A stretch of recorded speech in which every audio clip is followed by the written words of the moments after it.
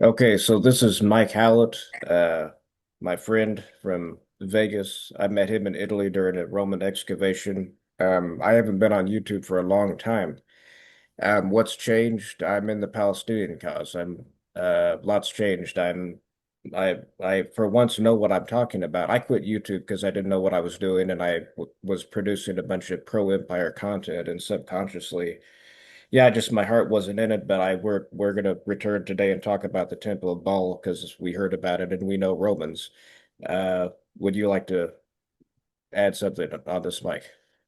Sure. Yeah, I think that we both want to become creators, contributors to the general body of knowledge out there, for one thing. Secondly, we want to record our conversations so we can kind of, I don't know, review them and dissect them and improve on future conversations. So, yeah, let's create, let's share. Yeah. Um, we were we were really looking forwards to reading section by section Ammianus when he gets to the Battle of Adrianople. So that's definitely something we know we're going to get to eventually. I should say that because I'm in the Palestinian cause and hearing the natives, it's finally alerted me to everything that the Romans are leaving out and distorting and slandering the natives. Like when you know natives, like the Palestinians, you know that the empire is not being honest. And so this time we'll read about the Goths and we're going to cheer for the Goths, or at least I will. I won't speak for Mike. Yeah, Yeah, I too will cheer for the Goths yeah, at some level, even though I'm a Romanophile. I mean, yeah. that's how we got together, is our shared love of Rome. But there's you have to find the good and the positives and learn from all parties in these conflicts and in the empire. And As we've talked about, we can apply lessons of the past, lessons of history to our modern current events, like what's happening in Palestine right now. Right. And so one thing I guess that we'll be talking about it, this is going to be a short video. This is more of a test than anything. One Mhm. thing we're going to talk about is the Temple of Baal. I can talk about the temple itself in Lebanon. I was there, and once I know how to edit properly, I'll show some pictures. But Mike, you had something to add. You were researching it. It was in the news recently, and it wasn't good. If you like Baal, it was not good news. What do you have to say on Yeah, this? as we talked about, Ball is in the Epstein files. There's some recent um, news about how Epstein may have been a worshiper of Baal, and who is, at least in modern parlance, a demonic figure, Hmm. often equated with the devil himself. Christ referred to Beelzebub, which is thought to be a derivative of the name of Baal. Baal was a rival god to Yahweh, the Jewish god, and in modern times, Baal has become an evil being, a demonic entity. Hmm. I think that in some ways, because Baal was a Palestinian deity, Canaanite Hmm. deity, that's been equated with the Palestinians of modern times, Hmm. and unfortunately created this parallel of Palestinians being evil or demonic, yeah, at least in some extreme circles. Yeah. So, I've read a book on Ball, and most of that's correct. I would say that we need to push back against the demonizing of the Romans because when I went to Lebanon recently, I was reading a book that I had bought 20 years ago, and it's called Rome and Jerusalem, written by a big time Oxford scholar. And I just could tell within the first few pages that this guy is a fucking Zionist. He was saying how the Romans were anti-Semitic, and that's the reason why they crushed the Jews. No, they had the same response to all rebellion, right, Mike? I mean, it's not the Jews. It's if you rebelled, you would be put down. Yeah, in fact, I would argue it's quite the opposite. Yeah. The Romans were very tolerant of other religions. and in fact incorporated the deities of other peoples into their own religious fabric. And I think that a good example of that is the Temple of Baal, where the worship of Baal by the locals was incorporated into the Roman temple. And you can speak to that directly Yeah. because you were there. Yeah, so I think we need to be clear about Baal. So the cult of Baal is not demonic at all. Has nothing to do with that. It was a Canaanite deity. The temple complex that we see in Lebanon was sponsored by the Romans. That's why the architecture is Roman. But the cult is very local, very Semitic. Mm. Semitic people take their religion very seriously. And with the Greeks and the Romans, their religion, their ideas, their customs, their mores, their religious life is kind of stale by comparison. What I mean is, we know about the Roman and Greek gods and goddesses from the poetry and their statues, but the religion itself, I think the Semites took their religion seriously, and you can see that in the temple. So if you look at the temple complex, the temple may look Roman, but it's built on a podium, just like the Semitic temple in Jerusalem. There were entry courts that separated, the priests from your ordinary people. But there are differences, though. Now, keep in mind these are Semites, and were the Romans anti-Semitic towards these people? No, they got along just fine. So I don't accept that they're anti-Semitic. That's ridiculous. Let's not project Zionist BS into ancient times. You don't own ancient times, Israel. You're a bunch of modern Europeans. Like, stop doing that. We don't accept that anymore. So in this case, the difference is pretty clear. The Temple of Baal was a joyful religion. People got together, they celebrated. It's a fertility festival, and it's very complicated. It's like a spring equinox temple. When the sun would come up, it was designed so that the sun rays would come in and enlighten the inner chamber of the temple where the consecrated priests went. And yeah, like in the Holy of Holies, the Temple Mount in Jerusalem, yeah, you can't allow ordinary people to go in there, but it's not so violently exclusive and patriarchal as we saw in the Temple Mount, where we see a caste system. There's Jews and Gentiles. The Jews are chosen people. I don't see that at all in the Temple of Baal. So that's why I think I just made this video. We wanted to talk about this today.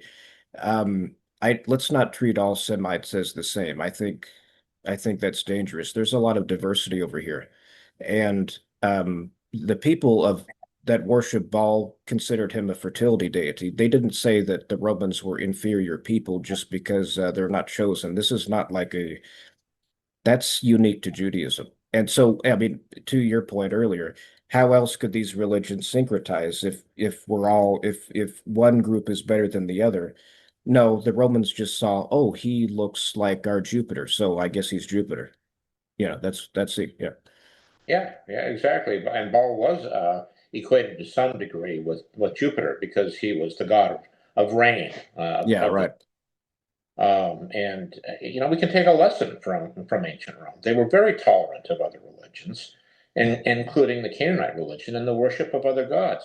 And isn't it amazing? I mean, in a really good way that Rome incorporated the worship of a foreign deity, Baal, in their own temple.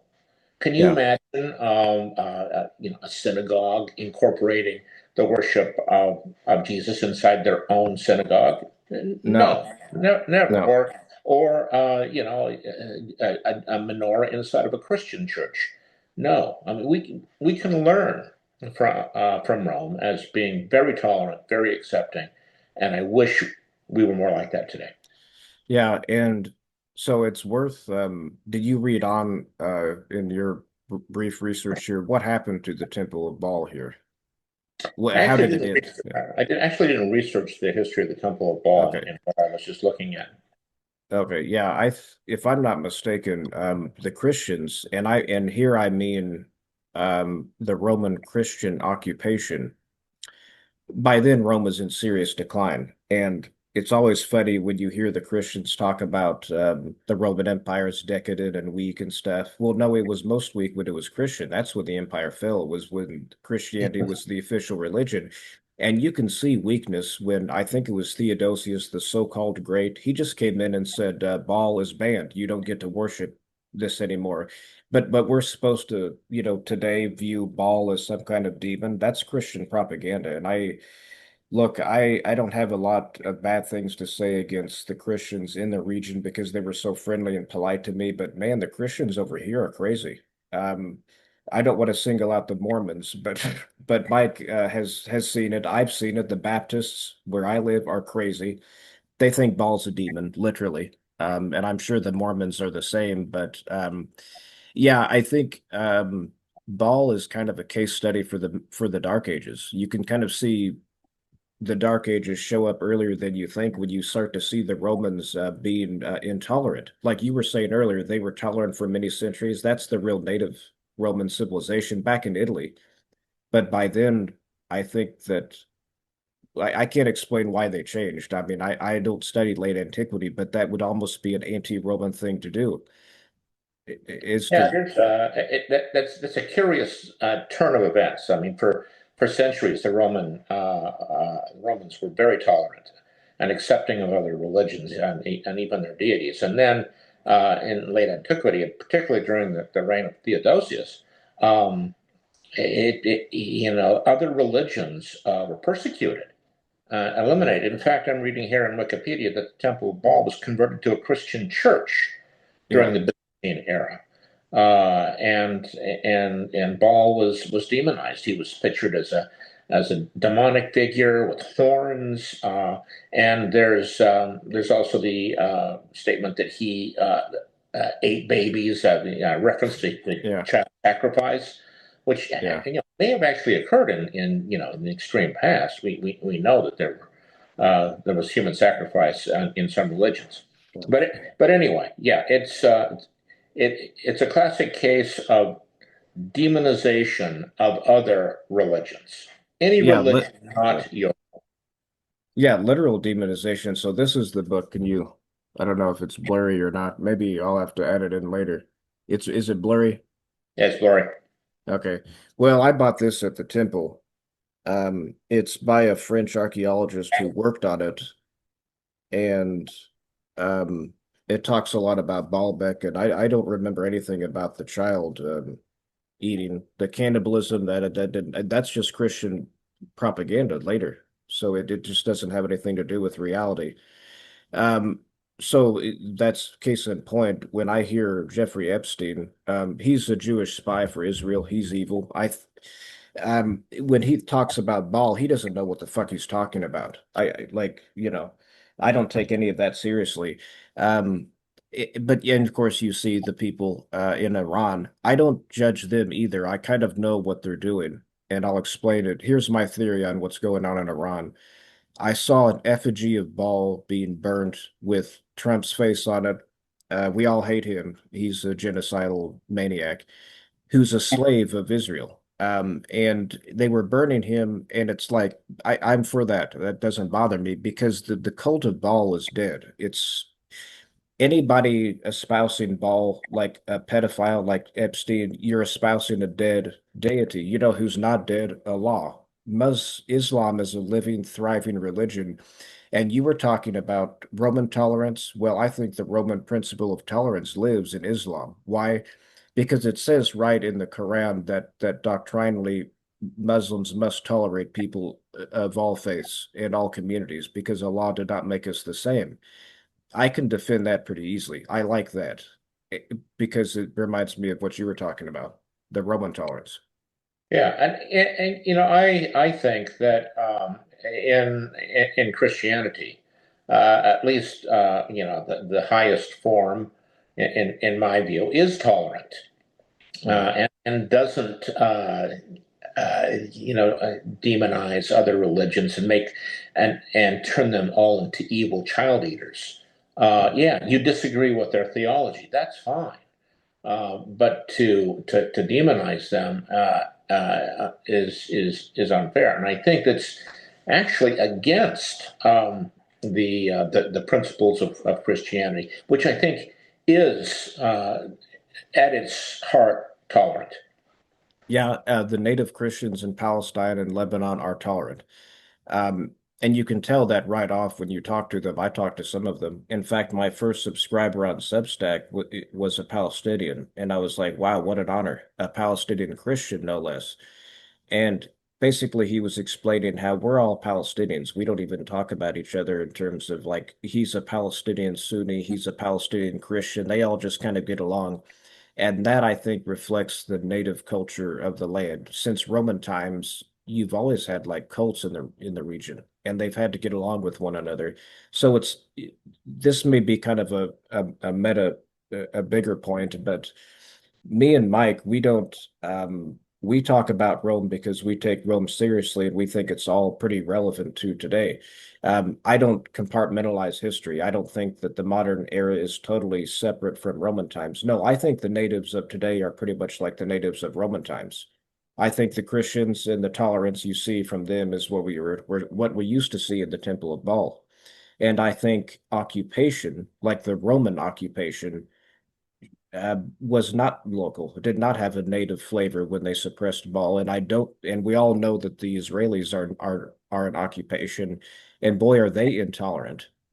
So it's like, wow, how embarrassing it must be for a state that claims to be Jewish to now be worse than the Romans when you look back and it was the Roman occupation that crushed the Jewish revolt. Well, the new occupation is the Israeli one, and it's worse than the Roman one because the Romans were tolerant. Yeah, it's quite remarkable that the ancient religions, the ancient cultures, were more tolerant than we are today. And we talk about Yeah. progress. We're much better than the Romans. We do this better, we do that. We're more moral. But in some ways, it's not true. Mhm. The ancients were more moral and more tolerant and had it more right than we do today. Mhm. It's almost like we've taken a step backwards. Yeah, and uh, I'll defend Rome where I think it's worth defending, but as future videos will show, I'm going to be pretty critical of the Romans, but this one here is just not. This is not the place to be critical because I was there, and the Romans paid for the local Semites to have a temple. Obviously, they required that the temple look Roman. In fact, I should probably contextualize this conversation. Where is the Temple of Baal that we're talking about? This is in Lebanon. It's in the Bekaa Valley. You have Beirut and there's Damascus right there. Well, people, travelers, merchants, and everybody would be coming in from what is modern Iraq, and they would travel through this site on their way to Egypt. So this is like it looks desolate. It's impoverished now. It's economically depressed, the whole region. But back in Roman times, this was right in the center of a lot of activity. And so the Mhm. Romans wanted to advertise, yeah, they wanted to advertise to the world, this is our attitude towards the religion of the region. We respect the cults here. And but they wanted to make it known to people that this land is under the rule of the Romans. Hence the architecture is in Roman. Who knows what the original architecture was like, but it's Roman that's preserved there now. Mhm. The other observation I would make is that it's not only a statement that Rome tolerated local religions and local deities, but those local deities and religions also tolerated Rome. Now, Hmm. true, Rome was they were the in charge. They were the dominant force militarily. But I think it's safe to say that the locals didn't have to worship in the Roman temple, did they? Yeah, true. They chose to, and they chose to accept the presence of Rome. And I see that as being a little bit ecumenical as well on their part, to their credit. Yeah, I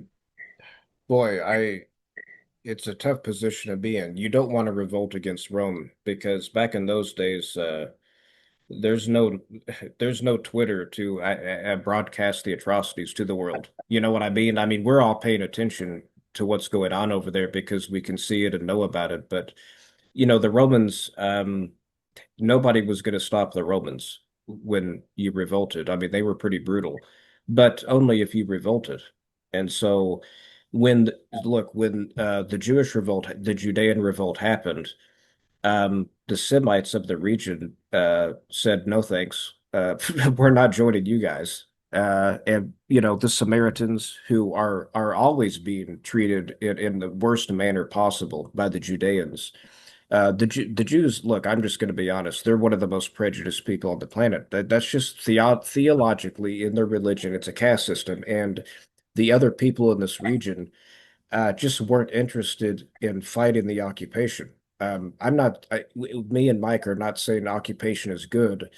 We're just saying that not everybody had the same issues with the Romans as the Jews did. And by Jews, I mean the Judean proxy. The Judeans there, this should be emphasized more. It's kind of underreported. The Judea, they were Semites, yes, but the Judeans were sent back by Persia to be a proxy. If you listen to most Westerners, the only thing they'll ever say good about Iran right now, it looks like Trump is going to attack Iran, which is a war crime. It's kind of scary right now what we're looking about in the news.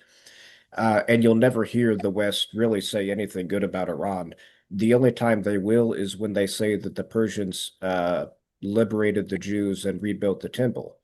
Well, there were other people that the Persians liberated. It wasn't just the Jews. Mhm. And when they sent the Jews back into Judea, they sent them in to be a proxy for the Persian Empire. And it's like, that kind of sounds familiar. That's almost like Israel being a proxy for the British Empire, and then later the American Empire. So I think a lot of people in the region just really weren't interested in fighting the occupation. It was just like the Roman army is not an army to mess with. The Roman army was an army capable of highly skilled in large scale, real military operations. They would make you suffer. They would kill everybody. Whereas the Israeli army, to me, is more of like just a glorified police force. And um, I just think that the fact that they haven't been able to get past the Palestinians is good news if you don't like occupation. But in Roman times, I'm starting to ramble here. I'm going to stop. Cut me off. Yeah, I don't think you're Yeah. rambling. Okay. There's a lot to talk about, and we're A trying lot to to focus talk about. this brief podcast or Yeah. video on, on the Temple of Baal. But one observation I wanted to make is that in modern times and when I went to Sunday school, Rome was depicted as an evil empire. It Yeah. still is in the media. Yeah. The one thing that you and I know is, it wasn't an evil empire. It was a practical empire. And yeah, did it Mhm. suppress rebellion brutally? Yes, it did. Yeah. But on the other hand, it was tolerant, as we see. I mean, the Temple of Baal is a poster child for Roman tolerance, Yeah. and there's lots of other examples for that. And as you just pointed out, many peoples did not rebel against Rome, not only in Palestine but throughout the Roman sphere of influence in Europe and Africa, because it was a good influence overall. It was an influence for civilization. Um, was it perfect? Absolutely not. Was there oppression? Yes, there was. But in comparison to today and to America, Israel, British empires, I think that the Roman Empire probably looks a lot better in terms of its humanity Yeah. than many modern empires do. Yeah. Okay. Yeah. I'm a little bit more decolonized than Mike. I'm seriously having problems defending the Romans anymore. And it's just because I'm a little bit deeper in the Palestinian cause than a lot of people. But this I can say that is absolutely true. I just was reading Pliny the Elder, natural history. He makes a lot of mistakes, and of course he's a biased Roman, but I just found a passage where he talks about Palestine. He mentions the word Palestine, so don't ever let an Israeli tell you, oh, they just made this up. No, Pliny is talking or using the term to describe the region, and he's talking about the Canaanites. And he says, what a wonderful people, a brilliant people who gave us our alphabet, great astronomers, great seafarers. Boy, that doesn't sound like an Israeli to me. I mean, he's actually praising the local people. All I hear from the Americans and the Israelis is just total hatred and demonization of people. And it's like, okay, well, we don't like you then. I mean, don't like, come on. It's just easier for me to look at Pliny and say, okay, well, he's an imperialist, but at least he's not just rubbing it in your face constantly. It's like at least he understands that, well, the Phoenicians were here before Rome was, and they seem to be kind of smart. It's not you were just saying like the British Empire. Yeah, the Romans were not racists. I mean, they may have been supremacists, like Rome is the best, but they were native to the Mediterranean. Look, I was in Lebanon and I just couldn't tell the Lebanese apart from the Italians. They just seemed like, Italians get along with Arabs very well because it's a similar culture. And I get the same vibe from the Romans. Like these people are actually from the Mediterranean. Mhm. Like, you know, Yeah, I absolutely agree. There was that they got along a lot better. And like we're just talking about, the Temple of Baal is a case study in that tolerance and that getting along, even with cooperation. Two religions in the same edifice. mhm. But I also think that we're talking about Baal here. Baal started out as just another deity of the Yeah, Mediterranean, true. in my view. And just as there's a parallel here in that Baal was demonized. He went from the god of the skies and rain. I mean, Baal originally meant Lord, Yeah. and and he became synonymous with the devil, with evil, and you see that in images of a horned creature, holding a baby, implying that he's and then eating, sacrificing children. But anyway, the parallel is that we've demonized Baal. We went from a normal deity into the devil, and we've also demonized the people, some of the peoples, including the Palestinians, who are good-hearted people, and Mhm. we've demonized them into being terrorists, characterized them as being terrorists, and that's the parallel.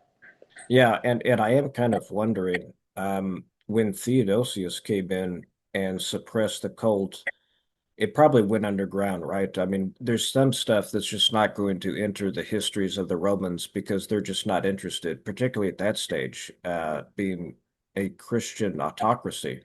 Um, I don't know, but to me, I'm not really surprised that if the Romans suppressed the cult, then the locals either kept the cult or later were primed to convert to Islam. I mean, if you've had and see this, it was only like 100 years or maybe 100 or 200 years before the Muslims liberated the region from the Roman occupation. And by then, most people that were living in the Bekaa Valley, I'm assuming, were Christian. But after a while, they converted to Islam, and it just seems like yeah, I don't know what happened to Rome, but they co-opted Christianity, and here comes Islam. And I guess that the people, by the way, are still there. The same people who worshipped at Baal, these are the same people. The DNA of the modern Lebanese are Canaanites, and so they converted to Islam. And yeah, I mean, I have bad news for the Israelis. Those people are not going anywhere. They're going to fight to the death to defend their territory. Baal was look, this is the price of empire. Baal was a peaceful religion. It's a fertility cult. It's not warlike. They don't like, and then when you have the Muslims, um, same thing, peaceful people. They want to be left alone. But the problem is when you keep antagonizing people, they're going to fight. And let me tell you, Allah and the Prophet Muhammad is I think the Islamic fighters are some of the best fighters in the world. I've never seen resistance as tough as these guys. And so you got rid of Baal, and now you have the Prophet Muhammad, and you're going to lose empire. Yeah, it's. I mean, to your earlier point, did the worship of Baal just magically disappear in 372 AD? No, No. just like the pagan worship in Rome continued for centuries after Christianity, and I'm sure that it was a slow fade, if you will, Yeah, slow fade. as and then it was supplanted by Islam. That's another question, perhaps another video, another podcast is Mhm. how did Islam, how did the Prophet Muhammad deal with these old religions like Baal Yeah. and the worship of multiple gods? Yeah, it looks like Zoom's going to cut us off in 10 minutes, so maybe this would be a good place to end. Yeah. I would say to answer your question, this will shock some Christians who don't know the region. Most Christians lived under Islamic rule after the liberation.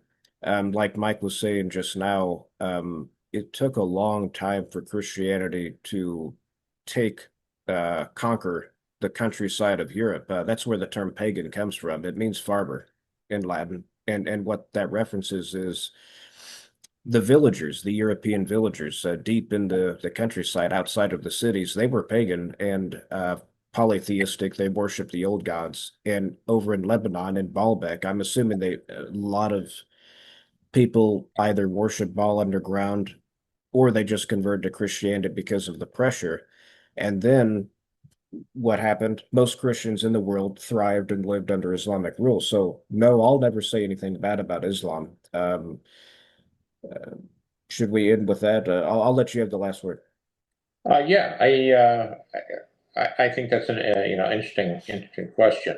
But I just wanted to add one other thing, and that is what there was a period of toleration. We've been talking about this whole recording, and that includes people not only tolerating other religions, but sometimes worshiping multiple deities Yeah, at true. the same time. Yes. Almost like they wanted to cover all their bases. Let's worship Jesus, and let's worship, Zeus, and let's Mhm. worship Baal, all at once, covering Yeah. all the eventualities in the afterlife, which is fascinating approach. Yeah. But anyway, yeah, it's a good place to end. I'll be interested to see how you evaluate this recording and edit it and going forward. Okay. Thanks.